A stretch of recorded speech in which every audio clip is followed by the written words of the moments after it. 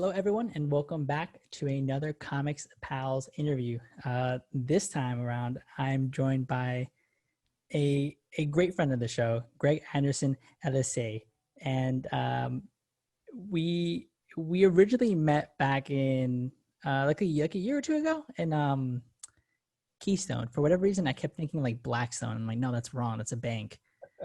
Um, but we got a chance to hit it off things with Greg, especially covering some of the more indie creators that we had at that time. And your work as None of the Were Spider was definitely up there in that like top tier of indie work. And we definitely had to come in and give you an interview. And I absolutely wanted to have you back on the show at some point. I know we couldn't make the main show work, but this is definitely a great time. So if you could just give yourself a quick introduction, who you are, what you sort of do in the space, just to get everybody tuned. Sure. First of all, I want to say thank you. Thanks for having me. It's good to be back on Comics Pal. Yeah. So as stated, my name is Greg Anderson Elysée.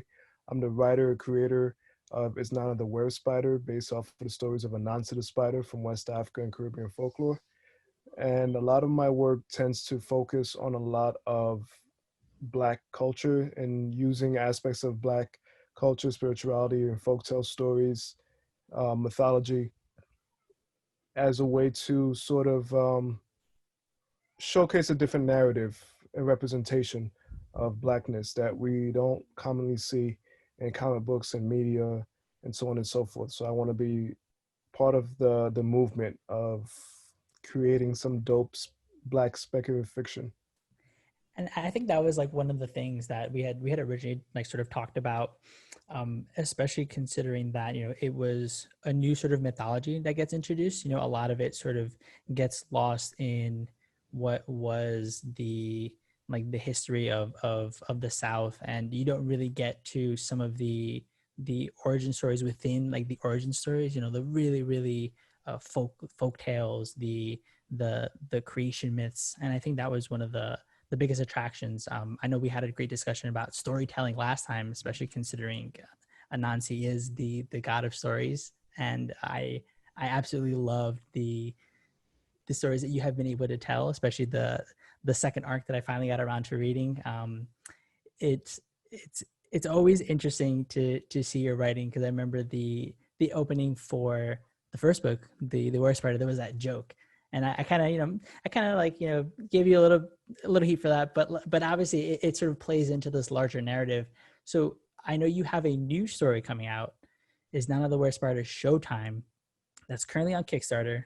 It has 15 days left. This is the 15th, so it's through the 30th, and it has been backed in full. So congratulations on that. How does that feel, like to be able to come back, tell another story within this world that you're trying to build up, but at the same time, like how are you feeling? It's backed, it's over its goal, almost 5K. Like, what are the emotions? It feels good. I was worried because I felt my goal, the goal being 10K was a bit high. So I was concerned, but that's what I need to get everything paid off and stuff. So I was just like, I feel like I can make it, but it might be a bit of an uphill. So we got funded within like the first 3 days, and I was like, whoa, I was not expecting that. I was not expecting that. So it's helped me relax a little bit.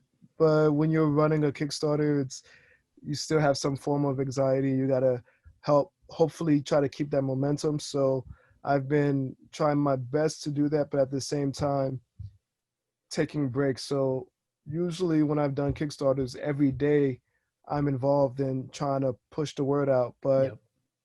because I've also just been dealing with a lot of stuff on my end, especially mentally. So I've been having to take a couple of days of just not even turning on the the tab to see how much I did, and it's been a good refreshment, especially seeing that, okay, there's people who are still pledging.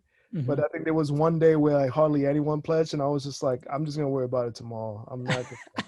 Hand off the refresh button. Exactly. But the story for Showtime, this story was actually written. I wanted it to come out before Volume Two originally, Oh, so this was actually written years ago.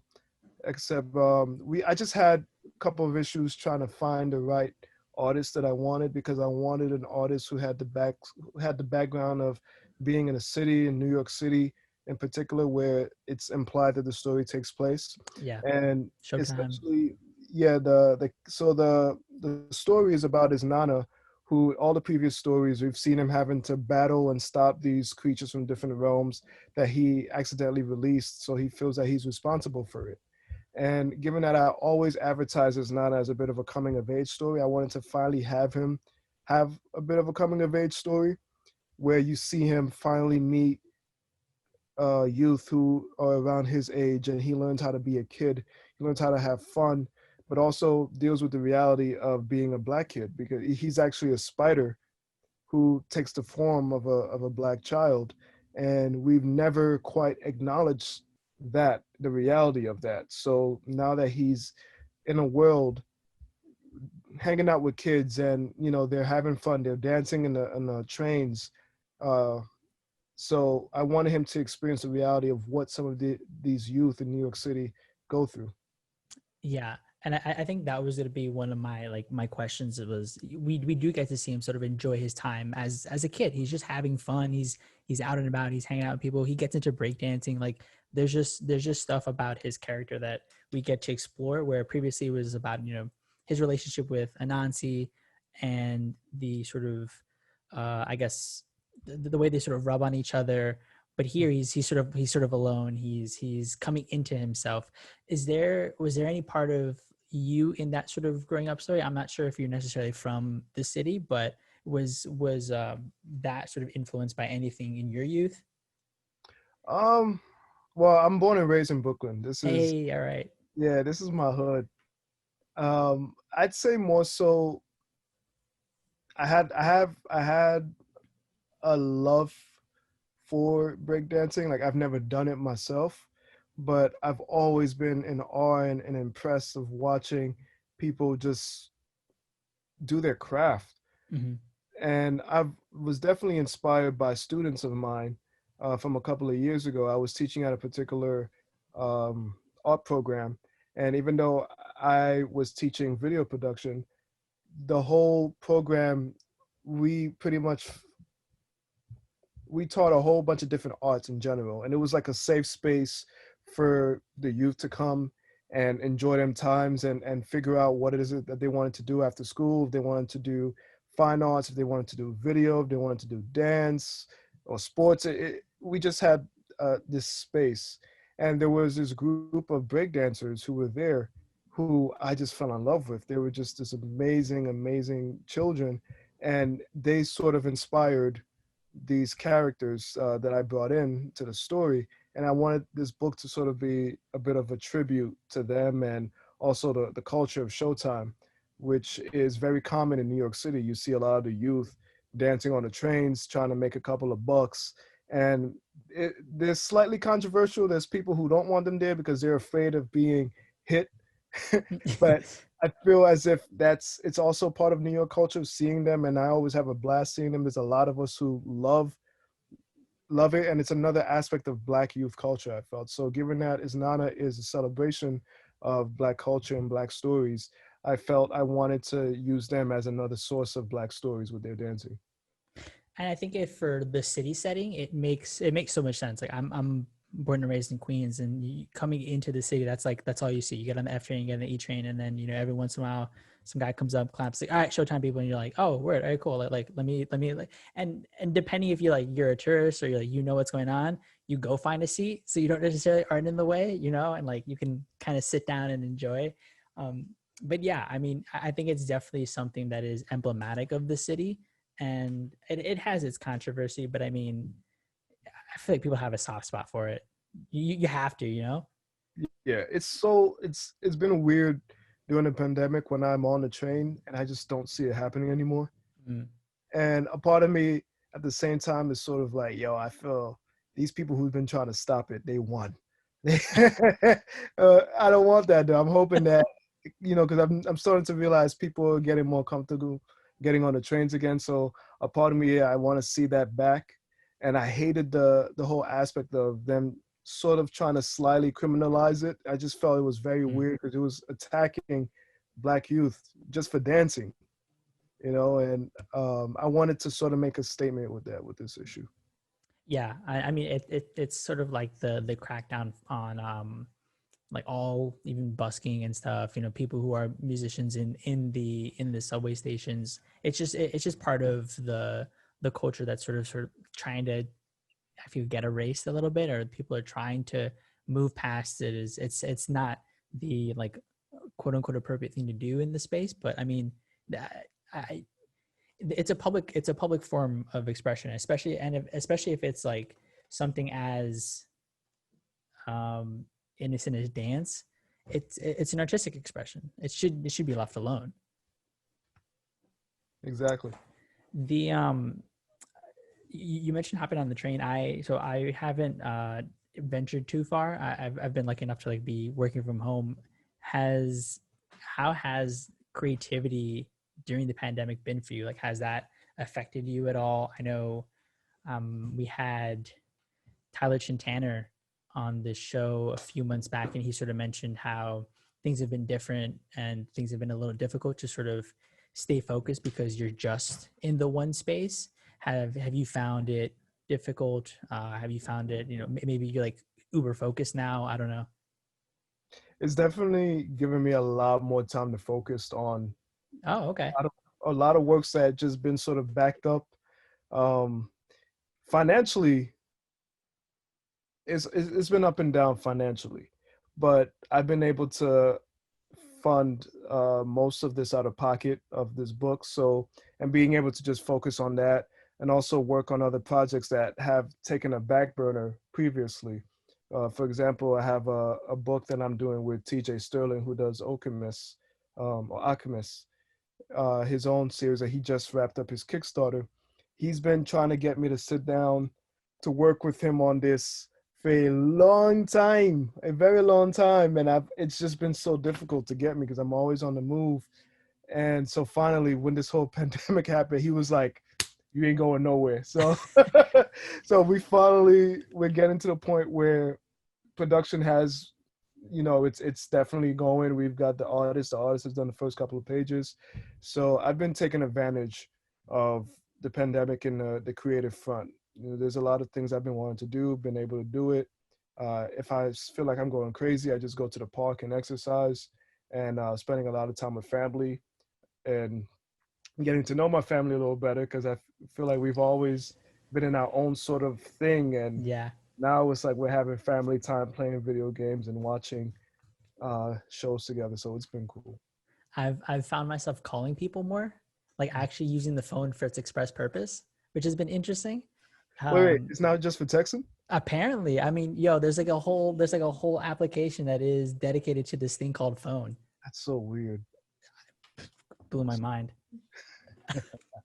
um, um, I, I did have some questions on the art in particular for Showtime. So you were nice enough to give us a proof of it. I got a chance to read it through, and it's it's so much brighter than some of the stuff you've done in the past. And I wanted to know if that was on purpose. And two, I think reading it, especially with everything that's sort of been going on, it felt really refreshing.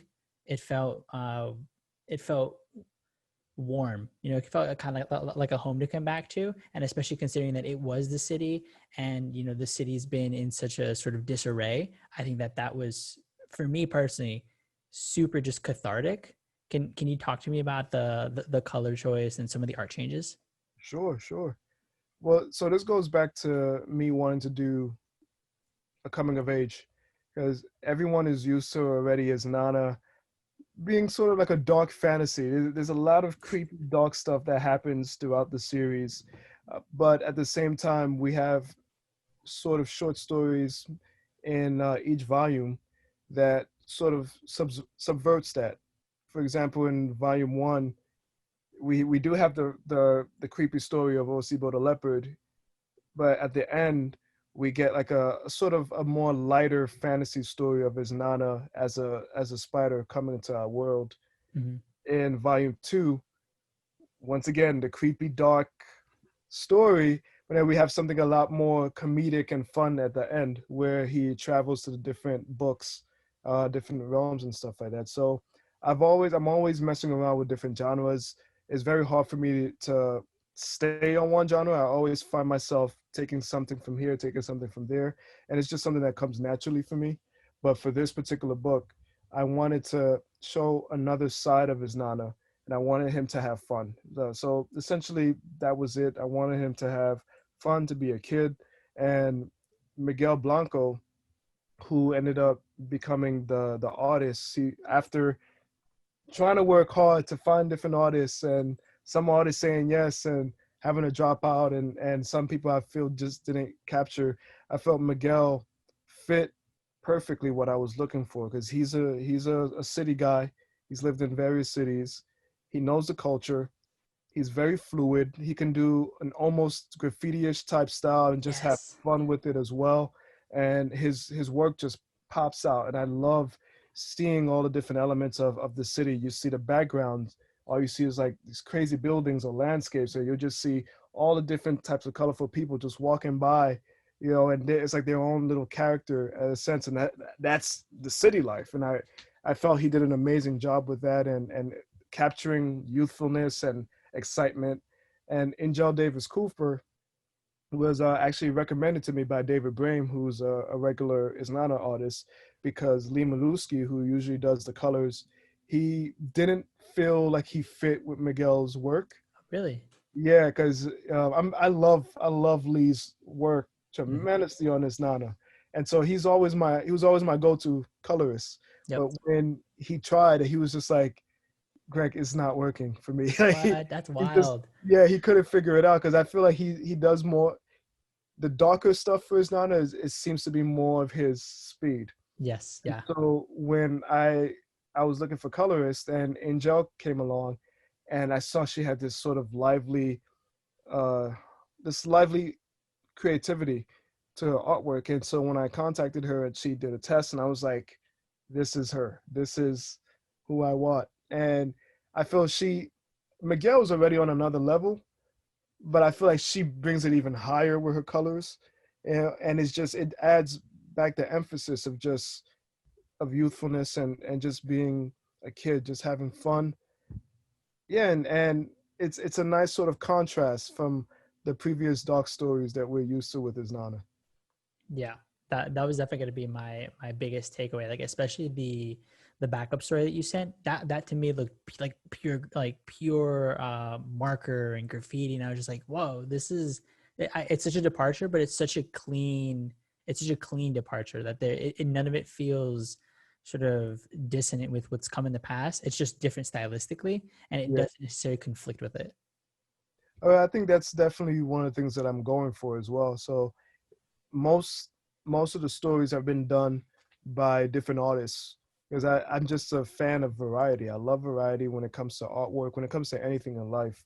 I don't want everything to stay the same unless it's food. I'm very picky with food. But everything else, I always like to dabble with different stuff. So when it comes to art, always messing around with different creative teams, to see who can match the style of storytelling, given that I always tend to mess around with stories in a sense. So and I enjoy seeing what people do with the interpretation of how they look at his Nana. So that's always a lot of fun. There's a moment in the book where, and you alluded to it earlier, where Isnana sort of comes across with the police. Is That's obviously something that you had wanted to include, and it's something that we typically see in New York City. What again is Nana and Anansi and the mythos of Isnana being storytelling? What was the outside of the sort of youth of Isnana that captured in this issue? Like what was the other sort of stories that you're trying to tell there, especially as it pertains to being a youth and a black youth in New York City? Honestly, I just wanted to showcase reality. You know, is Nana, even though, as I said, it's a celebration of blackness and showcasing blackness, he's never faced with anything to do with the skin tone Mm, ever. He's still new to our world. He looks at himself as a spider. So when people call him anything else, he corrects them. I'm a spider because that's what he grew up being. right. So the fact that he's in a skin that is brown, that is black, that's considered black, is completely foreign to him because he lives with all these different animals in his world. And yes, they don't always get along. A lot of them like to eat each other, attack each other. But so when he comes here to Earth and he sees everyone with different skin tones, to him it's no different from seeing different species walking around and roaming around. Right. Even though he likes his skin tone, he thinks it looks great on him, but he doesn't actually know the implications of being a black youth in America, in the city. So that's a bit of a wake up call for him because this is a danger that he's never faced before. He's used to dealing with super worldly, supernatural creatures, but the fact that he's just getting attacked for the color of his skin is something that doesn't quite phase him until he has that conversation with the kids afterwards. And I wanted readers to sort of see the reality, especially ones who aren't used to city life and knowing that this is actually very common to Hmm. see. Stop and frisk was a huge issue Yep. for the youth. I've had so many of my students who are stopped and frisked all the time. Sometimes they'd be late and then you'd see them pissed off as to what's going on. A cop stopped them, didn't believe him, this and that, all this other stuff, and I just wanted to showcase once again the reality of it. And because in my opinion, it also showcased the dangers a lot of these youth go to just for dancing, just for living, just for selling CDs. They can get attacked for something. We have, once again, walking down with a hoodie and Skittles gets you shot and gets the killer acquitted. So it's just, there's so much that I wanted to say with this. And one thing that's also unfortunate is, once again, I wrote this script years ago, Yeah. and yet this thing is still like, it still resonates. Various reviewers who've read it told me how much it triggered them, especially because it reminded of when they've gotten stopped, when they've seen it happen themselves. And given this whole year, going back to the whole George Floyd thing and just how much that has intensified this whole, I guess, the civil unrest has been going on. And it just feels as if I wrote this just to appeal to what's been going on lately. But it's like, nah, this is actually written years ago Yep. and nothing has changed whatsoever. And it still resonates to this day. And I think because he is a spider, right? I think there's an interesting spin there that um there's an interesting spin there that he he can't conceptualize it quite yet, and you have to experience it. And I think that's a lot of the the issue in the conversation, is that it sometimes has to be experienced for it to sink in. And I think that's a detriment to some of the conversation that kind of happens, because then it becomes, oh, it's like an other issue. It's not something that is necessarily personal or something that is relatable. It's just something that happens, that you can say that it's just something that happens. Yeah. And I think it was also very important to show Isnana himself being Yes. Yep. the victim, because I feel whenever I've read or have seen stories and from comics for something, whatever it was usually the main character, someone who was close to the main character, Yeah, like a somebody friend. who, yeah, a girlfriend, a boyfriend, a child, a best friend. But it's not often that we see it as the main character, especially of a fantasy story. So I thought it was very, I wanted that to resonate with people, for people to just be like, holy crap, the hero that I've been reading for the past couple of years, this innocent, joyful kid, unfortunately, just for being who he was, has to deal with the reality of racism. I quickly want to pivot because I know that you've been watching Lovecraft Country. Uh, I've been thoroughly enjoying the show, and I enjoy Lovecraftian horror. Like I have a few of his books and the short stories there. And to what you were saying earlier about how Isnana is a sort of a recontextualization of African myths and recontextualized in sort of the American and Black diaspora as a superhero. How has that how has that show sort of affected some of the horror elements that you've sort of perceived to come out of Lovecraft Country? Like what are some of those themes that you think have been strongest? I'm just curious for that perspective. I'm not too sure how to answer that simply because, well, for one, I'm a huge fan of the novel. I So haven't read it. it's good. Yeah. I read it a couple of years ago because how did I get into that? How did I Okay, so I was doing research for The Gentleman, Ah, okay. and I wanted to find some Lovecraftian type books that where I wouldn't have to support Lovecraft, Hmm. but something that was inspired by him because Lovecraft was considered, well, not considered. He was a racist. Yep. He was a bigot. I believe he was also a homophobe. And so I wanted Gentleman to represent like a subversion to his work, and having Oliver, the main character, be both black and bisexual was sort of like an ultimate FU to him. Um, but in trying to find works that was similar to what I wanted to do, I stumbled across Lovecraft Country and the Ballad of Black Tom by Victor LaValle, and then Matt Ruff wrote Lovecraft Country. But I remember reading Lovecraft Country completely enamored. I was just like, whoa, this book is amazing. Each chapter focusing on the different black character and also dealing with the racism of the Jim Crow era, which I felt was just something that it I just thought it was beautifully written, and I loved it. I loved everything about it. I've never read anything like it before. And I was actually quite surprised when I finished the book and I turned to the back page and realized, oh shit, a white man wrote this? I did not see that coming Wait, at really? all. Because I don't, here's the thing, when I buy a book, after I've done like a little bit of research of what the synopsis, I will not look at the back because I don't want to be spoiled or hinted at what the heck I'm going to read. If someone Yeah. recommends me a book, I will read it. I don't want to know anything else. So when I saw his face on the back cover, I was like, holy crap.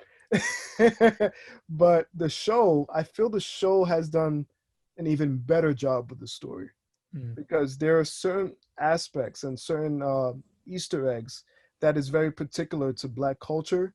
That no matter, I feel almost no matter what Matt Ruff has written, there's some essence that he probably wouldn't have captured unless he, if he were Black, he probably would have, added a little couple of nuances. Mm. And I feel Misha Green has been doing a wonderful job with expanding the world that he created, adding so much more context of Blackness and Black history and things that we've gone through and Black culture and Black spirituality. I think, if anything, it reinforces what I've been wanting to see when it comes to Black speculative fiction. Because growing up, I wanted to see more of this, of Black people as the main characters of stories, of horror, sci-fi, fantasy, and I was never getting that. The only time I could remember is maybe like freaking Vampire in Brooklyn and Blade and Homeboy in Outer Space, which I freaking hated with a passion, But now we're getting to a point where there's people are experimenting more with seeing more Black lead characters and not as side characters, not as the homie or the guest star.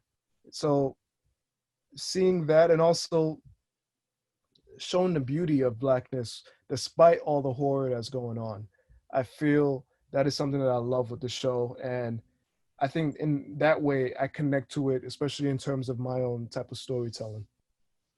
And I think as a creator who is doing that in this space, I think is a great testament to exactly what you want. You're putting out a work that is horror focus that is focused around a a spider, but a black youth who goes around, kicks ass, but at the end of the day, the stories are inspired by the myth of an entire collective, or rather the myths of a community, and I think that is, for me, definitely one of the reasons why is not is a super powerful book, and one that I have definitely been picking up. I've also gotten a chance to read. I think the last time we had met at New York Comic Con, I got Marasa, and I think if I'm not mistaken, the second issue had gotten kickstarted earlier this year. Is that right? I lost track with this book, man. Oh, really? I'll be honest with you. I've lost track with this book. Are you still writing? Or is that a continuing story? It's supposed to be. Oh, okay. It's supposed to be. It's just a lot of red tape and drama Okay. behind the scenes as to what's going on with the production of this book. But it is a project that I am extremely, extremely proud of. So it breaks my heart that we're going through a lot of issues with trying to get more of this out. But it, like you say, it is supposed to be a celebration as well of blackness, of what I wanted. Doing a lot of some crazy, funky sci-fi stuff with black spirituality is something that has been done. It's been done. There's a whole thing of Afrofuturism, but Mm. it's not something that I've ever really dabbled with, and I felt like I was doing a fun job, in my opinion, with that one. But I thoroughly enjoyed it, and I thoroughly enjoy the work that you do on Isnana. I cannot wait for more. Uh, so once the Kickstarter is wrapped up, you basically have the book already, right? Like the proof. This is it, and then like it goes out to printers. well, there's did you read the last one shot with John Henry and Rawhead? I have not, but I did see you got a couple of awards for it. Yeah. So in that book we got a sort of little an essay by John Jennings, who is a professor and a huge member of the Black indie community. Like he's just absolutely amazing. Done a lot of amazing work, and so I was very honored that he was able to write an essay, sort of speaking about the themes that particular is not a story covered, and I felt it was a nice little addition to read. And so I'm waiting on a particular professor who's doing something on the themes of what this Showtime story has Oh, uh, has showed, and hopefully going into the history, or at least the context of hip hop and breakdancing and association to Black culture as well.